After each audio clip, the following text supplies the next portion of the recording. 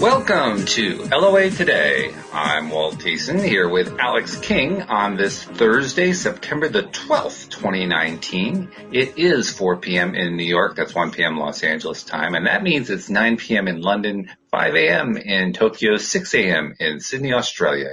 But wherever you are in the world, thank you for joining us for another episode of LOA Today, your daily dose of happy. The only unhappy thing is that Joel isn't with us yet because we haven't been able to iron out the schedule, but that will happen. I can't even tell you what time of day we will be doing the show, but once we know, you will know. We will let you know because that's the only thing we can do at this point. Yes. The one thing I do know, Alex, is I want to make sure that he's back. We just don't know when. Yes. Right? Well, as long as everyone is subscribed, they will be notified whenever we're live. So we will. Well, that's just it. Yeah. Yeah. Yeah, but the live streamers, they need to know, right? I mean, they need to know. They need to know. You have a definite need to know going on there. So yeah. Good stuff. But today is a day here in the northeastern part of the country that's covered with clouds, and we were talking about that before the program. And while we are all people who are able to choose how we're going to respond to anything that happens in our lives, we also have tendencies to kind of, be influenced by what happens around us, what happens with weather. And I think we both found today that the weather was kind of influencing us not in the best possible way. Yeah, yeah. So it leads to the topic you came up with, and it's a good topic, all right? Well, negativity, not feeling good. How do we attract it, and how do we get rid of it? And, yes. It's a good reminder, a good thing to remind ourselves about is how do we deal with this stuff? Because life happens. Isn't that Facts. So? Life. Facts. And it just keeps right on going. We might say, stop the world, I want to get off, but you know what? It just keeps going anyway. It doesn't. It doesn't stop. No. And because it's round and not flat, you can't get off. Can you imagine if it was square? Listen, you're going to start a whole new situation. I mean, astrology would go nuts. Right? But did you think about this, though? It's just, team too much. I guess I want to start off the conversation by pointing out that negativity is actually a value judgment. So we always are the ones who decide what's negative and what's positive. That's why we often talk about in terms of what do we prefer, what don't we prefer, what do we like, what don't we like, just so we can keep it as more of an objective conversation. Because there really is there's nothing that's objectively negative from everyone's perspective.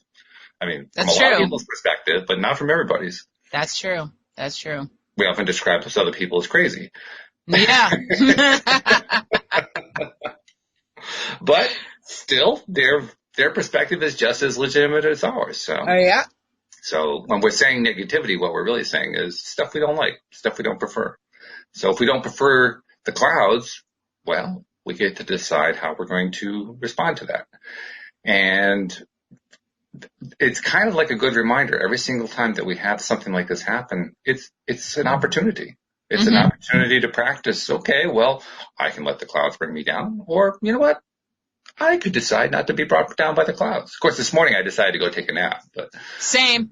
You did the same thing? Yeah. Well, I attempted to take a nap. Well, yes. Your perspective is a little different from mine, I have to say. Right. I mean, but the clouds did give me the same feeling. I was like, clouds plus blackout curtains. It's still nighttime in my bedroom, which means I'm going to bed. My biological clock, though, was like, nah, you're up. We're up.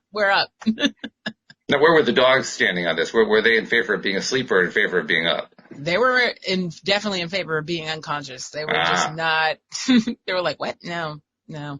I said, anybody want to go potty? Nothing. Crickets. Tumbleweeds. Tumbleweeds. I love it.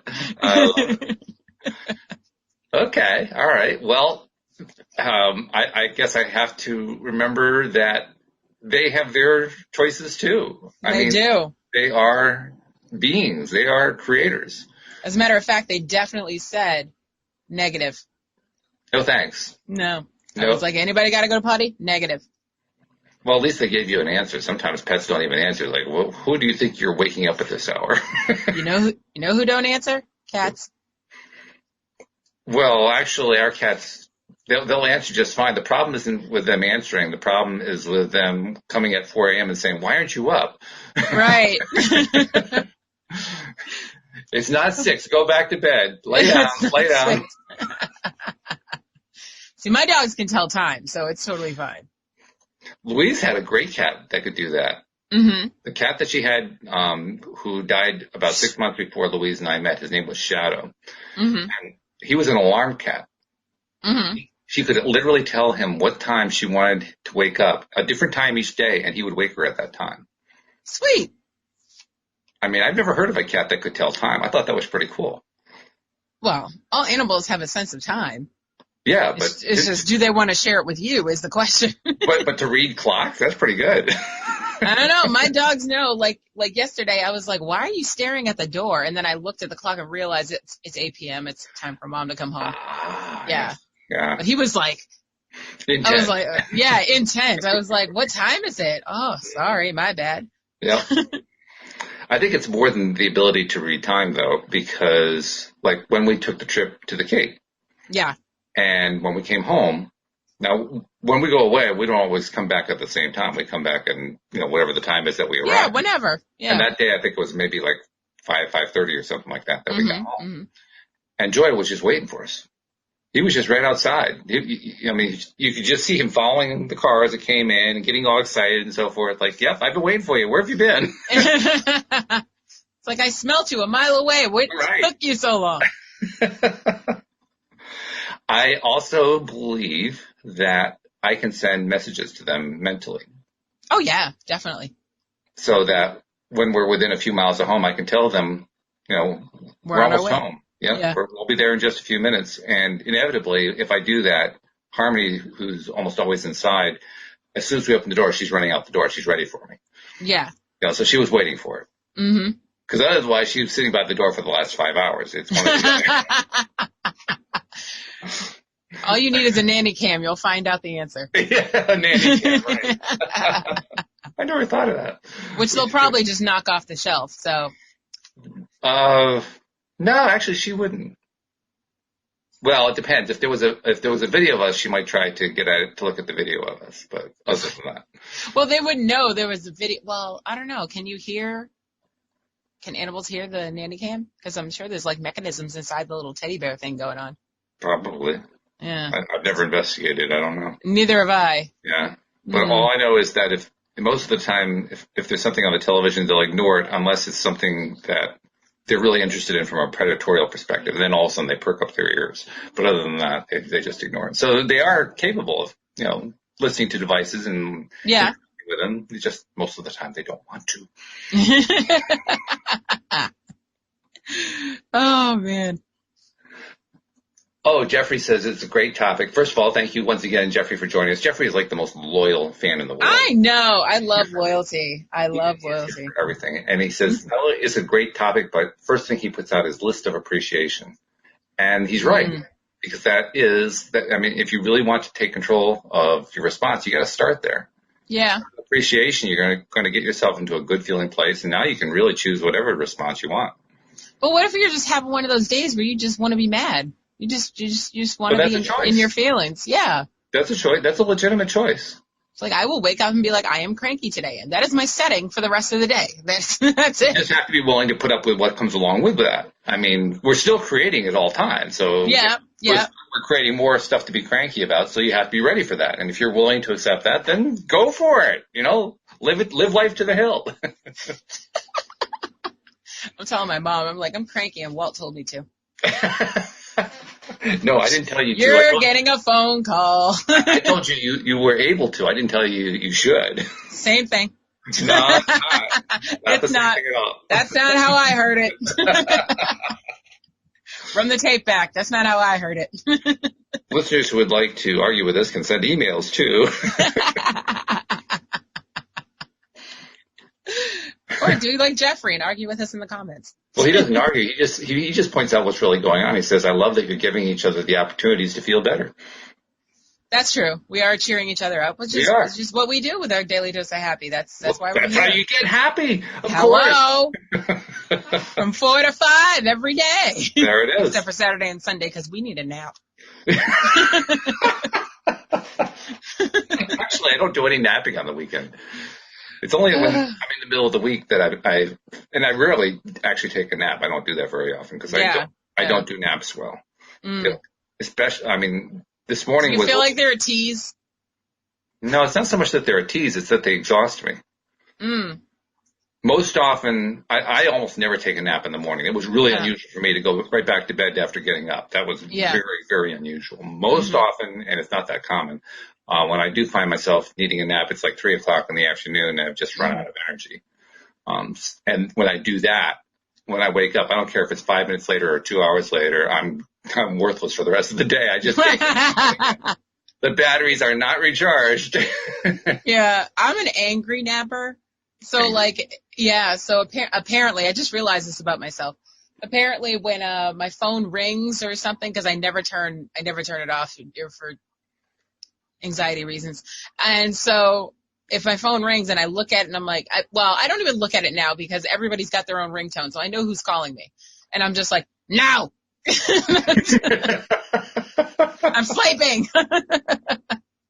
But then I'm like, maybe I should answer because I don't know what this person wants. And then I'm like, so now I'm thinking, if I sit here and think about what did this person want, especially if they didn't leave a voicemail, then it's just going to interrupt my nap anyway, so I might as well answer. And then I end up answering. I ran into something today. I stumbled upon it, and it's very cool for anybody who is frustrated by robocallers. Oh, I think I know what you're talking about. But go ahead.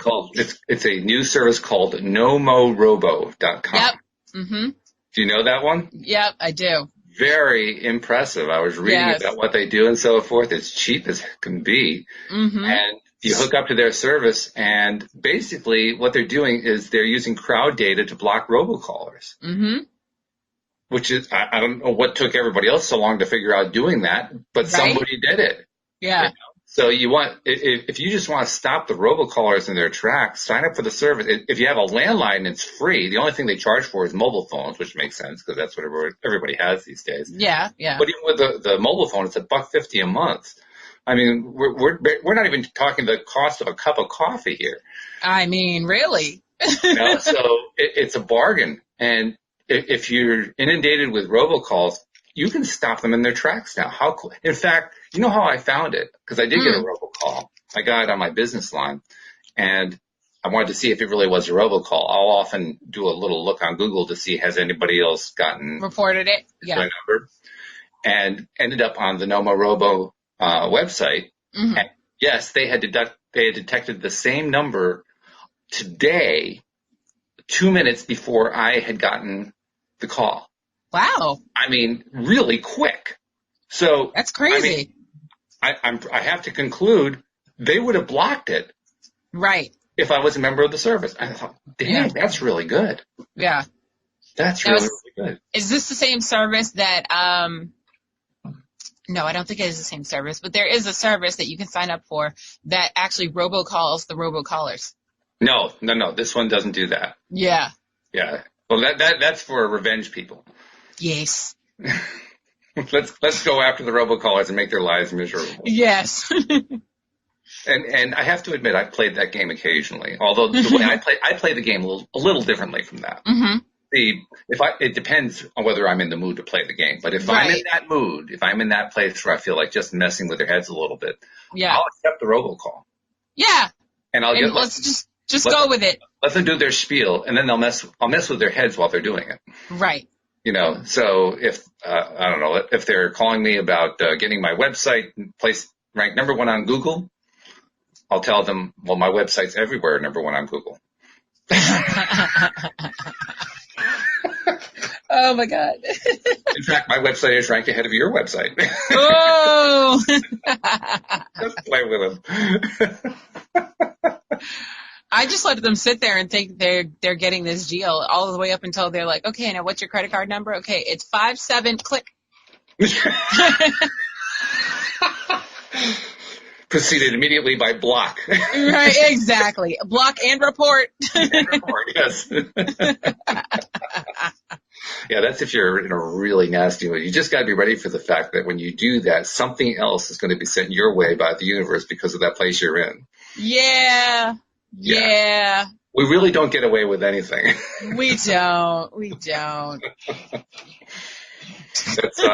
That's just part of being a conscious creator, is recognizing that fact. Yeah. So I guess my first answer to the question, how do we attract it? Well, we attract it just the way we talked about. Yeah, just by being negative, being in a non-preferable space. Non-preferable and preferring to be in a non-preferable state. Preferring to be in a non-preferable space, yes. Yeah. And then going through the actions of demonstrating to the object of our negative attention just how negatively we are responding to them, so that we can get more negative stuff coming to us. Mm-hmm. So it's that's how we do it. What was I going to use it as an example? That person who left a comment the other day. Which comment? The comment about my hair. Oh, yeah, that's right. See this, and I take those type of negative things, and I'm like, all right, I'm going to allow it 2.5 minutes, and that's it. And then your moment's over. Your People moment were wondering what it's all about. Somebody had left a comment after one of the episodes on YouTube, claiming that she was that Alyx is immature or something for having purple hair on the podcast. Having purple hair on an adult is inappropriate. Is that what it was? Yes. Okay. Yeah. And so I've never gotten a negative comment about my hair since I've been on this podcast. So I was like, what? Yeah. Well, that was another person who was in a space that negative space. Just wanted to go out there and start a little bit of a fight. Yep. And you can actually take it to the bank. She got something else coming her way, probably both before and after she did that, because energy entrains unto itself. Sure does. So I mean, she's lucky that I had a lot of patience that day, because if I was not in the mood, I would have found her. And I'm very petty. I can be petty. It would have been a problem. You like attracting stuff to you, don't you? I'm attracting it anyway. I might as well have some fun.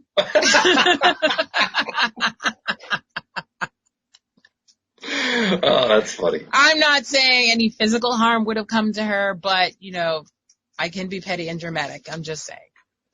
Well, okay, we're doing dramatic theater, so I guess that makes sense that you would be dramatic, right? Yes. The other, that's fine. Yes, that's true. What it's done for me, though, is the recognition of how we attract all this stuff. Yes, I make a joke about it. Yes, I say, I can't get away with anything anymore. But I actually like the fact that I now understand that, because it has given me, I guess you'd say, the confidence and the perspective to understand that even this stuff that I don't like is going to keep coming to me if I focus on it. So, okay, I'm kind of empowering myself to say, you know what, I don't really care about that. Yeah. And that's a great thing for me, because, I mean, I used to get stuck on that kind of stuff. Yeah, when you dwell, that's just making it worse. Oh, absolutely. Because now you're talking about it, so the universe is about to be about it. So absolutely, yeah. It's causing problems. It really does. And you wouldn't know it from the time that you and I have been doing the show together, but I can be really, really bulldogish about that kind of thing.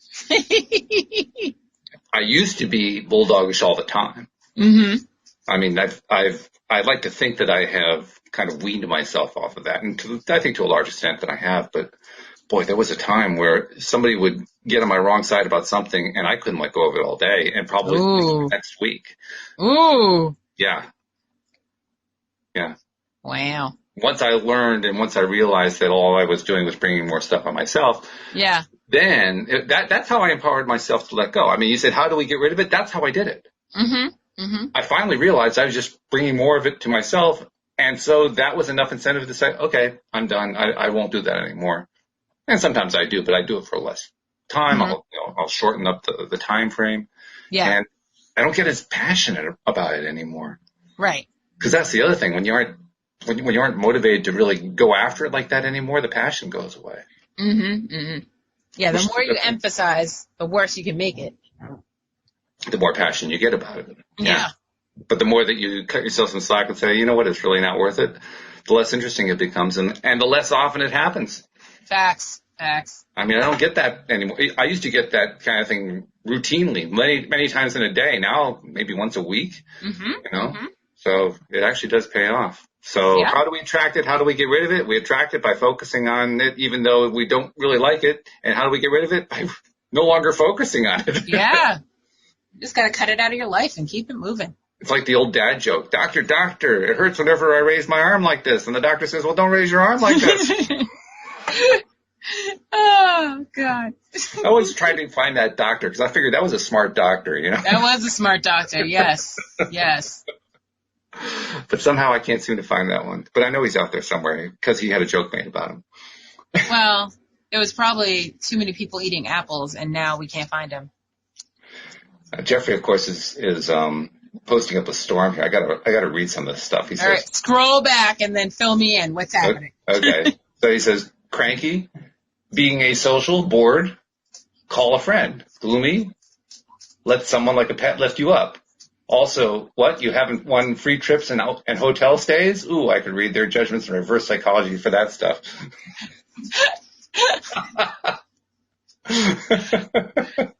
I do that all the time. I'm like, well, yes, I could use a free hotel stay. I did that one time. Yeah. I was like, in Hawaii? I only have to pay for my flight? Yeah, that's right. Shut up. Tell me more. Tell me more. One of them was one where you had to go to a meeting. You had to go to some sort of presentation. Yeah. We actually went to one.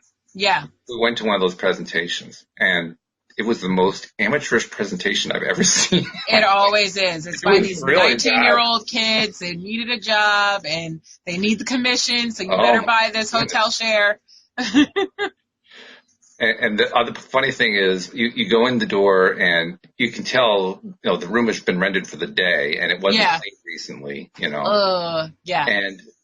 But the kids are trying to be, on their super positive side. Oh, they're so welcoming and so glad you came. And then you get the presentation and they get to the closing statement. You say you're not interested, and bam, you're out that door fast. Yeah. It's incredible how quick it happens. I was like, but we could, no. My friend actually found a way for us to use our service dogs to get out of there faster. So apparently we go in, we listen to about 5 minutes of it, and then we're like, no, we're not interested. Oh, you know what?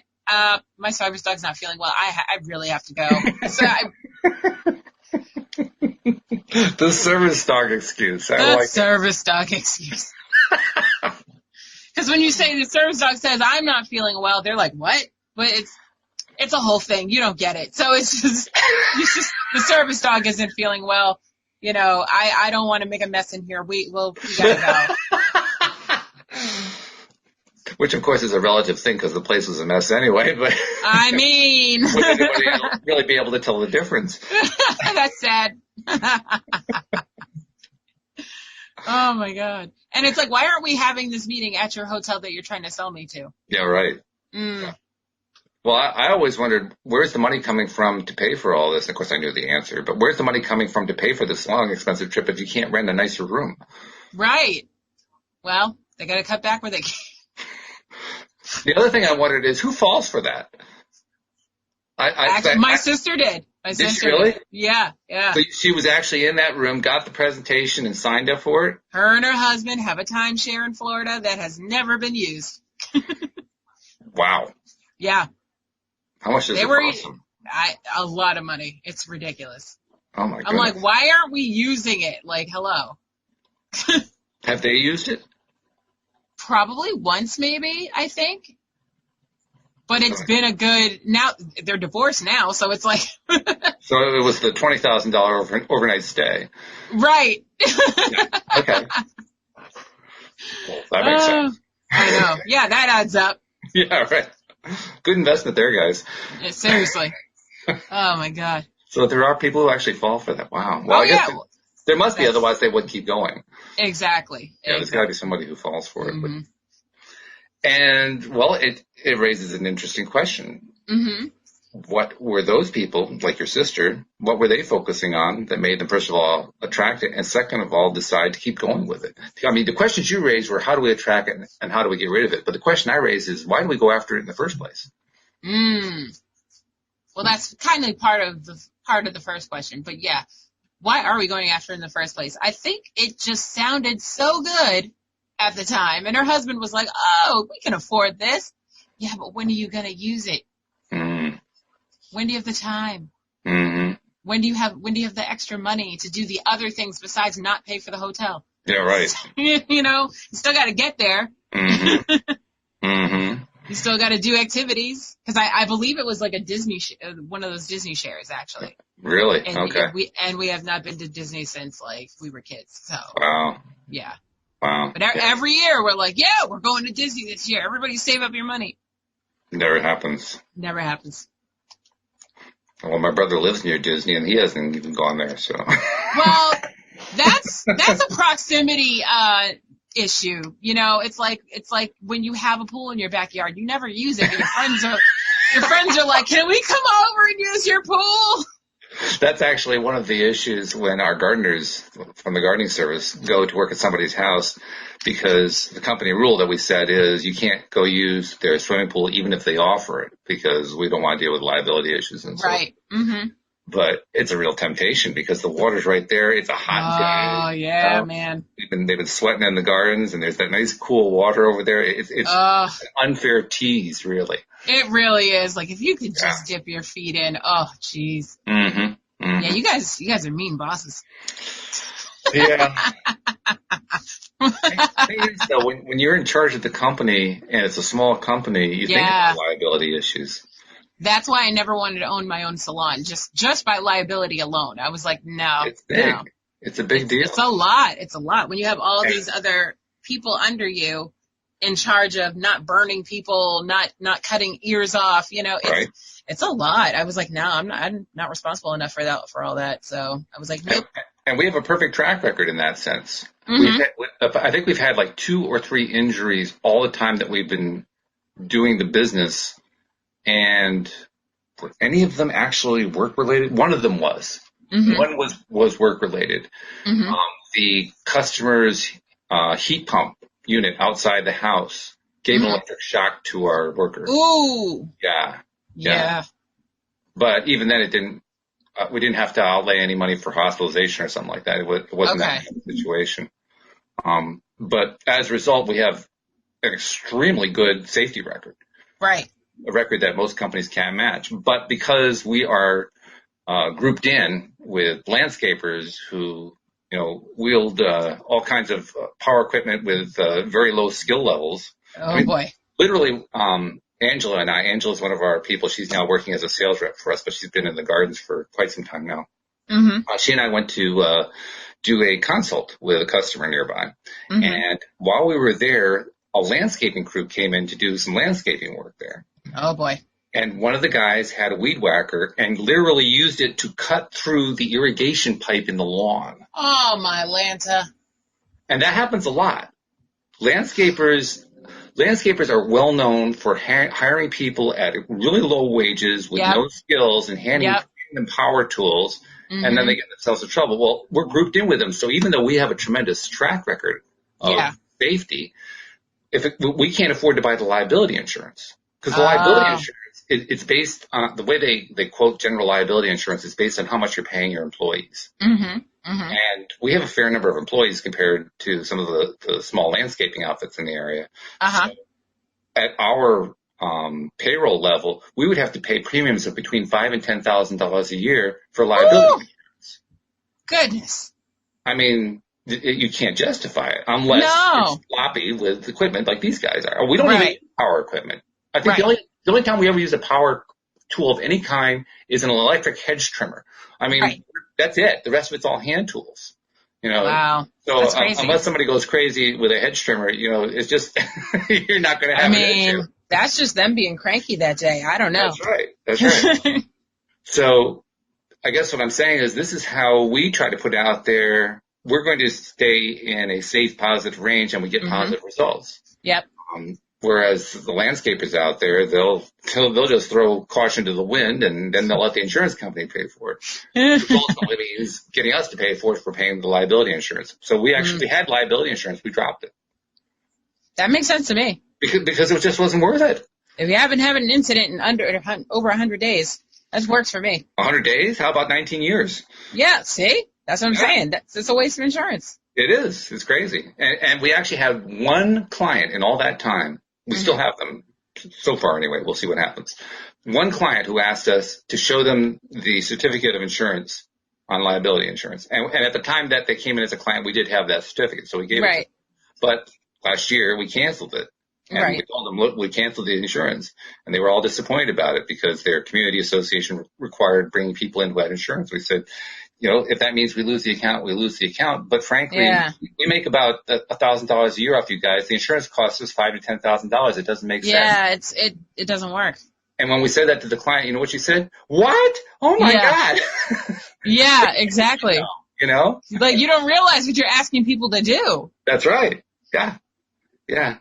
So they have a choice now. They get to decide whether they will stick with a company that doesn't have general liability insurance but does have a great track record, or will they go back to a landscaper that charges them less, and it's probably going to lose a finger on the job. Quite possibly, yeah. Or at least landscape irrigation cut pipe, one or the other. Something. Yeah. So you have a choice, and that I think really comes back to the topic. It does. How do we attract it? How do we get rid of it? And why are we even focusing on the first place? Well, we're focusing on it in the first place because, we, in the hypothetical, are a landscaping company that doesn't give a crap. Yeah. Which leads to how do we attract it? Well, because we're a landscaping company that doesn't give a crap. Oh, my God. How often do we as human beings do that? I mean, we're describing a business situation, but that kind of thing also happens personally. Every element of our lives has something like that going on. But we're focusing our attention and even adopting attitudes and adopting patterns of speech and stories that we're telling and so forth that are all about things that we don't like and don't want and don't prefer. And we do it every single day and we don't notice it. No, we don't. I got to catch myself sometimes. And It's like, a good thing to do. You don't want to do that, Alex. Don't go there. You don't want to do that. Yeah. And then it's remembering what you can do instead. That's the other issue I have. I'm just like, but now what? Well, that's why the teachings of Abraham are so useful because they teach pivoting. Pivot your attention away from what you don't like to what you do like. Yeah, exactly. Right. Yeah, and it's a conscious thing to do. It takes awareness. It takes a little bit of self-discipline. And I find that really is helpful to have a kind of a pre-existing worked out list of options. Yes. Like you get into that place where you're not feeling good, have your list of options handy because, 8 times out of 10, maybe you can't remember what's on the list. So you look at the list. I just automatically default to twerking in the kitchen. Okay, well, if that works for you. That's where my Alexa is, so that's where my songs are. Okay. Well, or sometimes in the shower, I have a shower shuffle. And shower shuffle? Yeah, that's what I call my playlist that I like to dance in the shower. And sometimes I like to sing in the shower. So there's a mixture of two, ballads and bomb beats. So you're using music and dance as a way to shift your attention away from what you don't like. And that's good. Yep. That's a good plan. But then I also have certain playlists that cater to my negative attitude, though. Yeah, I think a lot of people can claim that. Like, if I happen to get ghosted, then I have the breakup album. I think I called it. The breakup album. Okay. The breakup album. And I just sit there and listen. I'm not saying they're sad songs. They're more like women empowerment, like you don't need him type of songs. So, yeah. So kind of like a way to remind yourself that you're in control. I am my own soulmate. Well, more than that, you're also in control of your response to that breakup or to anything else that happens that you don't really like. Exactly. Yeah. Yeah. That's good. See, you do have your alternative list. It may be a short list, but you got at least 2 or 3 things on that list. You only need at least one. Yeah. I like to have multiples just because I like to kind of, vary it a bit. I don't like to go to the same option every single time. I'm trying to think if I do anything else. Well, I do, obviously, TV. I'm like, I'm feeling cranky. I'm going to go watch my stories. Back. Are they still call that's what they used to call soap operas? Yeah, no, that's just what I call them because I feel like being an old lady who's curled up in her little blanket with sipping her soup, watching her stories. Sipping your soup. My little babushka watching my stories, So that's just what I call it. My friends laugh at me and they're like, "Really, your stories? I don't think catfish is a story." I was like, "But isn't it though?" But it should be. Thank you. It should be. P.S. They have a spinoff and it's called Ghosted, and I was like, Ah. I feel like they're talking to me. I feel like I need to sign up for this show, but then on the second hand, I'm like, I don't want all my business out there, so I'm not gonna. That's really good targeting, though. It is. Very effective. Yeah. See, we could learn a thing or two about targeting just by watching that. Yeah. Very true. Jeffrey's also, as usual, he's posting a storm up here, but sometimes you have to face it and let it go. Facts. I just did that today. Tell us. I told my friend the other day, I said, listen, I'm having a problem with one of my friends, and I'm sitting here trying to figure out what he brings to the table in our relationship. Oh. Other than the fact that he's been here for 25 years. But that's me and my loyalty to a fault issues. That has nothing to do with the fact that he's bringing anything to the table. So I sat there and I thought about it and I couldn't come up with it. So I called him and I said, listen, I'm sitting here because we had gotten into a fight the day before. So I hung up on him, and sometimes he needs to be grounded because he doesn't learn his lessons. So I put him on radio silence for like 2 days. So I called him and he's like, hey, gorgeous, what's up? And I said, I'm sitting here trying to figure out what you bring to the table in this relationship. He was like, what? I said, yeah. He was like, well, if you've been friends with me for 25 years and can't take a joke. I said, no, we're not putting this on me. No. You made an inappropriate comment at an inappropriate time, and you need to take responsibility for it. The fact that you haven't yet, because he hadn't apologized in this amount of time.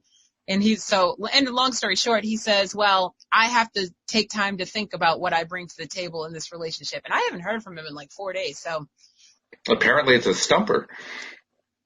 Gone. Gone.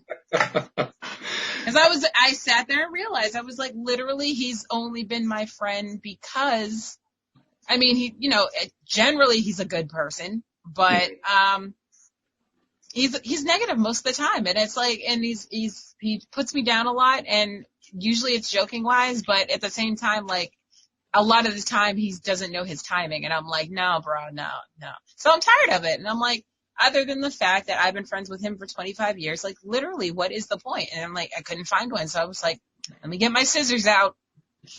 And now it's over. It reminds me of Rosie O'Donnell when she was younger and played in A League of Their Own. Yeah. Love that movie. Yeah. Now, of course, in real life, she's gay, but in the movie, she plays a ball player and she has a boyfriend at home. Yeah. And she asked about her boyfriend at home, and she says, well, he abuses me verbally and treats me bad. And she thinks about it for a minute, and then she takes his photo out, rips it up, and throws it out the bus window. Yeah, exactly. That's exactly how it went down. Actually, I want to tell another story. This is actually drawn from the annals of Gardens by Louise gardening service. Okay. We have a customer who we just did some work on the property earlier the week.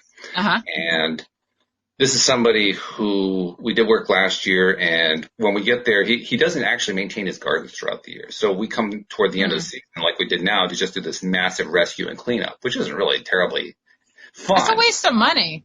It kind of is. It really is. I mean, you're not getting the benefit of the garden throughout the year, but you're paying a large bill for it. Right. It's kind of like time sharing. Yes. But, yeah. But anyway, we went and did the work, and I didn't even know what was going on there until one of our people gave me a little clue that all wasn't right in paradise. Oh. And I did a little research, and now we had just brought on one employee for the first time. She had just joined us, and 2 days into it, she quit. And it was a bit of a surprise because we thought she was going to do pretty well. She was really enthusiastic and so forth. Now, we did make one mistake. When we bring somebody in, our usual policy is to only let them work for maybe 2 or 3 hours maximum, usually 2 hours for the first week each day. because if you just go and try to do 6 hours, it'll knock you on your butt. It's just much. I don't care what kind of condition you're in. You have to kind of slowly roll up to this. Otherwise, it'll knock you. And we didn't do that. So that was a bad one on us. But I also found out that this guy has a bit of a reputation among the staff. Oh Lord! And did you have a Harvey Weinstein on your hands? No, it wasn't that. No. Okay. No, it wasn't anything illegal. Oh, okay. It's just he wasn't a really good customer to work for. Nobody liked him. And when I dug deeper, I found out. Well, first of all, there were 2 of our employees who worked on the property last year who asked us, please don't send us back there this year. Ooh. So we didn't. There was a third one, the one we hired, who quit 2 days into it. Wow. There were 2 others who ended up working through and finishing the job. And I talked to them and learned. One of them told me point blank right out front to me, he's crazy. Oh, wow. I said, well, what do you mean? And she said, I mean, he's just crazy. And she started laying out all these things. I said, wow, he really is crazy. Really eccentric, highly eccentric stuff. Yeah. With a kind of a negative tang to it. It just did not sound good at all. Yeah, because there is good eccentric and then bad eccentric. No, this was unpleasant. This is just, I really don't want to be a part of that kind of eccentric. Yeah. And the other one, who's our guy, and one of the most level-headed and easy to get along with guys you will ever meet, and a hard worker, he's a great, great guy. We're glad to have him on the team. I learned through the grapevine, he didn't tell me this, I learned from the grapevine, he was about ready to pop the customer in the mouth. Ooh. Wow. Yeah. When the quiet ones get upset, it's time. There's something going on. Yeah. I had gone over there. Now, before I learned all this, I had gone over there to deliver some supplies or something, and I ended up in a quick conversation with the guy. And the guy, everything that came out of his mouth was negative. It was one thing, and it was always about vendors who let him down. Calls the electrician never shows up. He calls the plumber never shows up. I mean, it was just this long litany of how bad other service providers are. And, oh, by the way, he was hinting that we're the same way. Oh. But he didn't actually say that. But he was hinting at it. And at the time, I didn't have enough info, so I kind of read him and I said, he's just pulling the wool over my eyes. So I literally waved my hand and said, oh, yeah, right. And I turned to walk away. And he instantly said, I'm just yanking your chain. Weirdo. So I went back, finished the conversation, went home, and then learned this stuff. Yeah. I said, okay, well, I investigated further, got the whole picture, and I said, okay, I know what's going on. I understand. It's crazy, but I understand what's going on. Went over to collect the check from him because he owed us a nice sizable check. And so I said, called him up, said, I want to come over and pick up the check. He says, yep, come on over. Great. I get over to his house, knock on the door, get a big smile and a welcome handshake and so forth. So glad to see you. Great. Okay. Well, here are the invoices. Oh, yeah. Great. He writes the check out for me, hands me the check. I put it in my pocket. Now we'd actually messed up on 2 things. We have actually 2 hourly rates. One's for new customers and one's for our existing customers because they came in under an earlier hourly rate, and we've kept that. We don't believe in just jacking them up. You know, we think okay, they came in at that rate, we'll keep them at that rate. And he was in that category. When we do estimates, we do written estimates, but most often, like 95% of the time, it's for a new customer. Right. You know? So our estimation program is built with the new hourly rate built in. Okay. And we had to do an estimate for him, and Louise forgot that was built in with the higher rate. So it got calculated at the higher rate. And I even heard through the grapevine that he had complained about that. And his complaint was he was paying more and getting less work done. Oh, come on, sir. And the person who told me that he was crazy, his complaint about her was that she was one of the ones who was dragging her feet and moving in slow motion. He even demonstrated it for me. Oh, my God. Stop. And I knew it wasn't true. Yeah, obviously. Because all these people are really hard workers. Right. We have had so much positive feedback about these people that you hear something like that and you just instantly dismiss it because you know it's not true. Yeah. You know it's not true. He's trying to get a discount, that's all. Pretty much that's what it is. But more than that, it was actually he had built up a perception in his own mind that wasn't true. But he had created it in his own mind. He was literally consciously or actually unconsciously creating. So anyway, collect the check from him, And I apologized for the fact that we got the estimate wrong. I told him, no, we're not charging you at the 60. We charged you at the 50. We're charging you at the rate that you would originally come in. And so he says, oh, well, I was never upset about that. I said, okay, I'll just let that one slide. What is happening? Selective memory.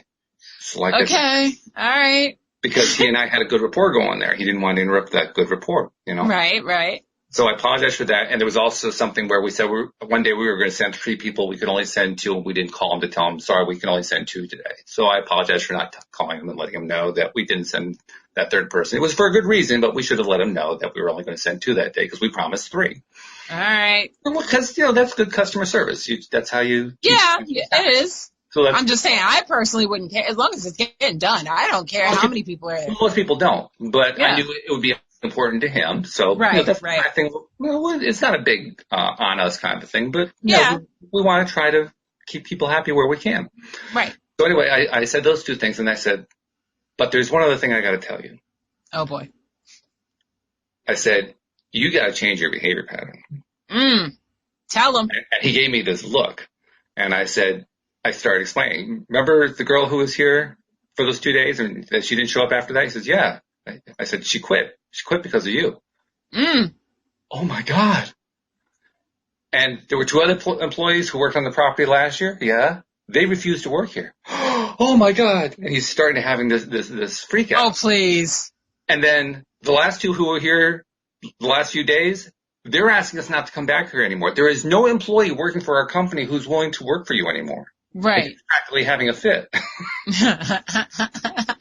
fact, at one point he said to me, you can go back and tell them that you made me cry like a baby. Wow. But the reason I'm telling all of this story is to make a point, because the point was I said to him after, and I hit him really hard. I hit him right between the eyes with this stuff. I laid out a whole bunch of stuff and just really hit him with it. And I acknowledged that I hit him pretty hard. And I said, I'd be willing to bet no one's ever told you this before. Without even batting an eye, he says, nope, no one has ever said this to me before. I said, this is why you can't keep anybody. This is why you're having so much trouble with service people. This is why nobody will come back. This is why people aren't honoring their commitments with you. It's because of the way you're treating them. Yeah. I mean, literally one of the things he would do is he would, watch over the shoulder of the person doing the work and kibitz with them and give them, what happens if you do this? And he was micromanaging. Oh, I hate people like that. Yeah. I hate people like that. And I said to him, you can't do that. Yeah. You can't do that. Like you hired us. Yeah. You tell us what to do and you get out of the way. Right. You go back in the house. That's where your role is to be in the house. Our role is to be in the garden. Oh, my goodness. And the message got through. Well, that's good. But it really just reinforced for me, people who get into these habitual negative patterns, because that's what he was in, don't realize it. They don't. And very often, unless somebody says something to them, they don't know it's happening. Literally, his reaction to me while he was like melting down over this was, I thought we were all having such a really great time. Wow. The perception was so completely different. Read the room, dude. He didn't know how to. Yeah. And he said it himself. I've lived alone for 35 years. I don't know how to interact with other people. He said it himself. I mean, dude, there's a reason you lived alone for 35 years. Well, yeah, I wasn't going to go there. That's none of my business. My business is my business. So that's what I was saying. Right. But yeah, I think you're right. Right. Mm-hmm. But it just really, it's a great graphic illustration of what happens when you keep focusing on what you don't like over and over and over again. And not pay attention to the signals. Like you said, there were signals all along. You just ignore the signals. Yeah, exactly. It really just illustrates it beautifully. So why do we have so much negativity? That's one of the big reasons. Yeah. Right there. We keep insisting on focusing on this stuff that we don't like. And finding ways to convince ourselves that it's actually stuff we like. Yeah. It's like I was telling my friend the other, and I was telling my mother this morning, I was like, we were talking about how many red flags my father had, and she didn't realize. And I was like, yeah, Mom, you're colorblind. You saw pink. It's okay. You saw pink. You saw pink flash. You're like, I can fix it. It'll be fine. He'll straighten himself out. And there were red flags all along. Well, there are a lot of people who go into personal relationships where they do go into it with the idea, well, I can fix this person. Yes. Unfortunately, that's my mother. She's a fixer-upper, whether it's a house or a husband. She's a fixer-upper. A lot of people do that. A lot of people believe that. Mm-hmm. And I mean, we could go into the psychology of it, but ultimately what it comes down to is they're fixing the relationship ahead of the relationship. Yeah. They're like, I can't find my perfect mate, so I'm going to make mine. Right. Mm-hmm. And that's not how it should be. Well, it doesn't even work. No, it doesn't. It doesn't at all. At least with a house, you can fix it up and it actually comes out nice. Hopefully. Well, if you have any skill at all. If you have enough money and you know what you're doing. Yeah. Yes. Or if you don't have enough money and do know what you're doing a lot, Yeah, yeah. But the point is, it's possible to come out with a nice result. Right. There is absolutely no way to come up with a nice result when you're doing it with a human. No. Can't be done. No, because the house isn't resisting. That's the difference. Yes, this is true. The house isn't doing a whole lot of deliberate creating either. Right. Yeah. And yet people will just keep focusing on that stuff. So, yeah.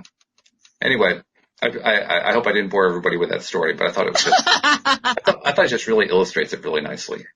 Yeah, it just showed, a different person's perception of their personality. And of their circumstances. Yeah. And what's going on in their lives. I mean, literally, he had a completely different perception from what everybody else had. And you never know. That could be one of our listeners. Well, not anymore. They're just realizing just now, like, oh, I haven't had a friend in 35 years. Oh, I see what you mean. Oh, my goodness. Maybe that's me. Well, I have that's to how admit, you get out of it. I did say to him, I'll bet you nobody ever said this to you before. Maybe this is us saying it to a listener who needs to hear it. Mm-hmm. Exactly. That's why I do the show.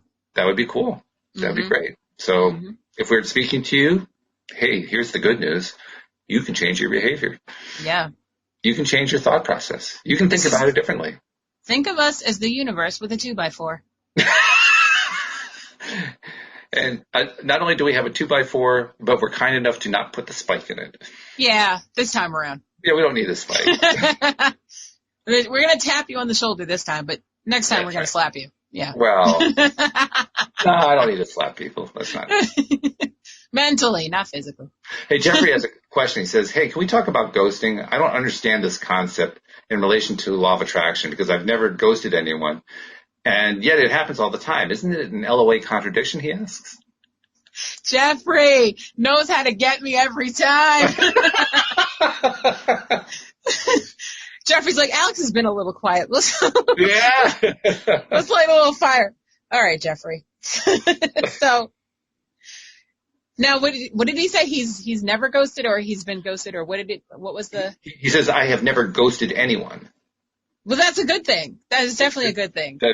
That's a good personality trait to have. Right. And I feel like it's more of the millennial generation and below that is doing it because I feel like there's. It's just we didn't call it anything, but we've been doing it too. Oh well. Oh okay. Well, yeah. we just didn't. You guys came up with a term. That's what the real difference. Yes. Yes. Yeah. Let's just put it this way. I've been haunted many a time.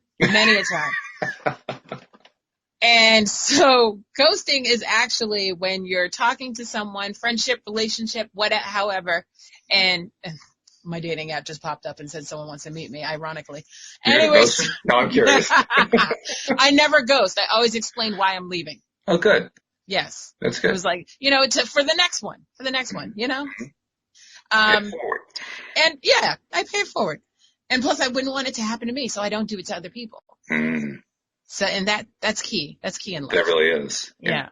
So ghosting is when you're talking to someone and personally, in your life and whether it be a relationship or friendship, they just disappear. No call, no text message, no email, nothing, no reason.